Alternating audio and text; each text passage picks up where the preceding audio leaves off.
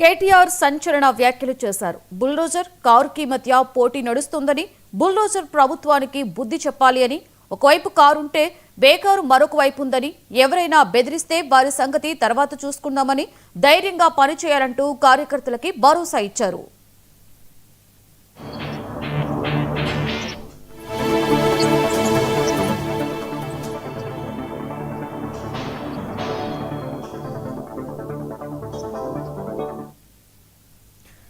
కేటీఆర్ సంచలన వ్యాఖ్యలు చేశారు. బుల్డోజర్ కారుకి మధ్య పోటీ నడుస్తుందని, బుల్డోజర్ ప్రభుత్వానికి బుద్ధి చెప్పాలి అంటూ, ఒకవైపు కారుంటే బేకారు మరొక వైపు ఉందని, ఎవరైనా బెదిరిస్తే వారి సంగతి తర్వాత చూసుకుందామని ధైర్యంగా పనిచేయాలంటూ కార్యకర్తలకి భరోసా ఇచ్చారు.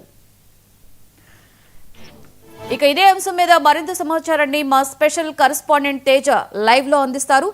Teja, good afternoon. చెప్పండి, ఏంటి కేటీఆర్ సంచలనమైన వ్యాఖ్యలు చేయడం జరిగింది, అలాగే ఆయన యొక్క కార్యకర్తలకి కూడా పూర్తిగా భరోసా ఇచ్చిన నేపథ్యంలో ఏంటి తేజ దీనికి సంబంధించి ఓవరాల్ డీటెయిల్స్?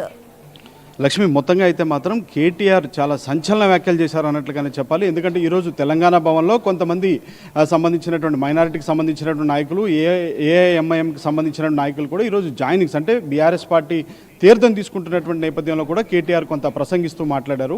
అయితే చాలా కీలకమైనటువంటి వ్యాఖ్యలు చేశారన్నట్లుగానే చెప్పాలి. ఈ వ్యాఖ్యలు అయితే మాత్రం ఇప్పుడు తీవ్ర సంచలనంగా మారాయి. ఎందుకంటే గత ఒక్క రోజు క్రితం చూసాం, ఇటు బీఆర్ఎస్ పార్టీకి సంబంధించి అంటే బీఆర్ఎస్ పార్టీ నాయకులను ఉద్దేశిస్తూ కూడా కాంగ్రెస్ పార్టీ జూబ్లీ హిల్స్ అభ్యర్థిగా ఉన్నటువంటి నవీన్ యాదవ్, నేను తలుచుకుంటే ఎవరిని కూడా బయట తిరగనివ్వను అనేటువంటి స్థాయిలో కూడా నవీన్ యాదవ్ మాట్లాడినటువంటి పరిస్థితులు ఉన్నాయి. ఇప్పటికే బీఆర్ఎస్ పార్టీ దానిపైన ఎలక్షన్ కమిషన్కి కూడా ఇప్పటికే ఫిర్యాదు చేసినటువంటి పరిస్థితి కూడా ఉంది. కానీ ఇదే నేపథ్యంలో అయితే మాత్రం అంటే నవీన్ యాదవ్ చేసినటువంటి వ్యాఖ్యలకు కేటీఆర్ చాలా గట్టి కౌంటర్ ఇచ్చారన్నట్లుగానే మనం ప్రధానంగా చెప్పాలి.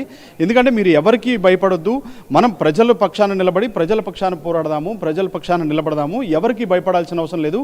ఏదైనా కానీ మీరు ధైర్యంగా ముందుకు పని చేసుకుంటూ వెళ్ళండి, ఏదున్నా కానీ ఎవరు బెదిరించినా కానీ తర్వాత చూసుకుందాం అనేటువంటి స్థాయిలో కేటీఆర్ అయితే మాత్రం ఈ విధమైనటువంటి వ్యాఖ్యలు చేయడంతో ఒక్కసారిగా కూడా బీఆర్ఎస్ పార్టీ క్యాడర్లో ఒక బలం పుంజుకున్నట్లుగా కూడా కనిపిస్తుంది. ఇంకా ప్రత్యేకించి అయితే మాత్రం పక్కన కారు పోటీ పడుతుంది, కారుకి ఆపోజిట్గా బేకారు అనేటువంటిది అంటే కాంగ్రెస్ పార్టీని ఉద్దేశిస్తూ కూడా కేటీఆర్ వ్యాఖ్యలు చేసినట్లుగానే చెప్పాలి. బుల్డోజర్ ప్రభుత్వానికి ఆ గతంలో ఉన్నటువంటి బీఆర్ఎస్ పార్టీ 10 ఏళ్ల కాలంలో ఏ విధంగా కూడా తెలంగాణ రాష్ట్రాన్ని అభివృద్ధి చెందించింది అనేటువంటిది ఒకసారి ప్రజలు గమనించాలి అనేటువంటిది కూడా ఆయన సూచన చేశారు.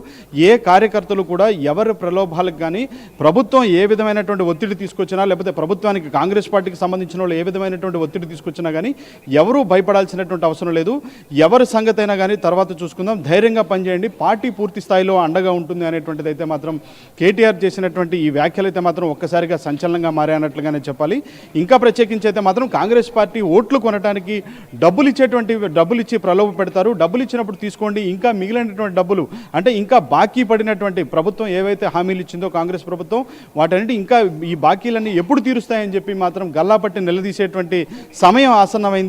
ప్రజలంతా కూడా దీన్ని పూర్తి స్థాయిలో కూడా వినియోగించుకోవాలి. ఈ అవకాశాన్ని వినియోగించుకోవడంతో పాటు బీఆర్ఎస్ పార్టీని గెలిపిస్తే ఖచ్చితంగా కాంగ్రెస్ పార్టీ ఇచ్చినటువంటి హామీల వైఫల్యం ఏ విధంగా చెందింది, కాంగ్రెస్ పార్టీకి గట్టి బుద్ధి చెప్పినట్లు అవుతుంది అనేటువంటి స్థాయిలో కూడా కేటీఆర్ అయితే మాట్లాడారు.